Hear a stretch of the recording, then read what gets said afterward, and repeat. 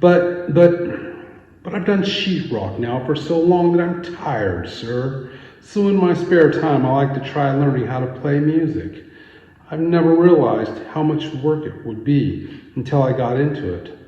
Then I realized how terrible I was. I was too stubborn to quit, though. So I began to study how music works. And one day I sat down with a tablet of paper and wrote myself a note that went something like this. November 2nd, 2019. The Journey. The Journey. The musical journey is filled with ruts and potholes. Each step forward is further complicated by the language that is only somewhat bound by the rules, which are constantly presented in terms of what I am told are music theory.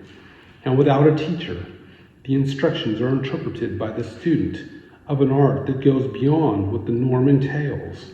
Ergo, he reaches for something he may never touch and may possibly never find.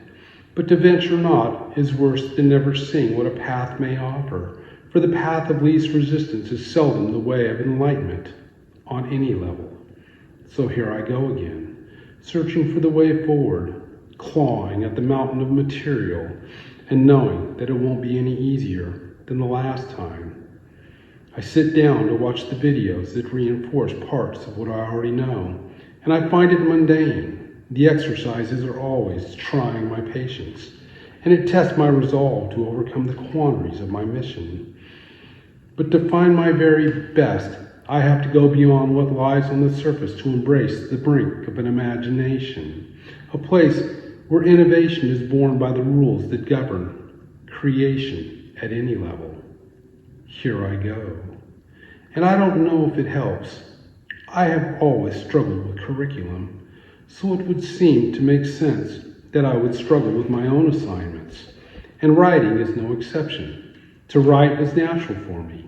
It is a form of therapy, a way to look at life from a different medium, as thought pours out onto a page. They say that a good writer needs to be a good reader. I struggle with this. It's like I have a condition in which I lose track of a thought mid-sentence. I'll read a paragraph and struggle to recall any of it. But what is odd about this is that I have great recollection. Reciting one's own work is at times a sign of what one is capable of if they give themselves a chance. Given a chance, some people can only wish. Life isn't always fair. The people have given President Trump a chance, and the people will decide if he has risen to the occasion in November, tomorrow, as a matter of fact. I'd like to hope that some good has come of his work. I'm optimistic. I can see that in his mind it was important to stand up to people who didn't have his best interests going forward. And he has been called many things, but to be fair, they threw dirt at Mr. Obama every chance they got. That is the nature of the political divide. There are mean people on the other side. But what it looks like on the surface is not always the case. Sometimes there's a bit of acting that goes on. The ruse becomes the muse with manipulation. Yes, it does. And every time we turn around, as a matter of fact, if I can't trust my own counsel to be honest and forthright with the facts, or my military captain of a spouse or her commanding officers, who can I trust? What difference does it make to writers of stories if public figures are denying their responsibility for their own actions? So what if they are, in effect, refusing to tell their own stories accurately? So what if the President of the United States is making himself out to be, of all things, a victim? Well, to make an obvious point, they create a climate in which social narratives are designed to be deliberately incoherent and misleading. Such narratives humiliate the act of storytelling. Written by Charles Baxter and published in The Best Writing on Writing in 1995. And he goes on to say, in our time, responsibility within narratives has been consistently displaced by its enigmatic counterpart, conspiracy. Conspiracy works in tandem with Narrative repression. The repression of who has done what. It almost sounds like Charles Baxter was writing about the year 2020, like hindsight was this perfect vision of what the future would entail. It sort of nailed it on the head, so to speak. Just like the pandemic took a page out of the past and made it relevant once more.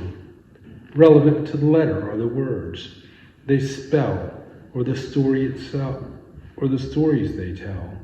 I hope that we can find the health of a planet out in space relevant. I hope that we can find the rights of the human, no matter who they may be, relevant.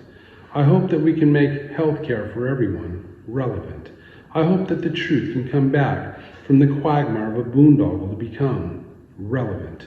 I hope that the American prison system can be known for more than just cruelty and recidivism, and be relevant in making the transition from a jail sentence to being a productive member of society the norm, and no longer the exception to the rule.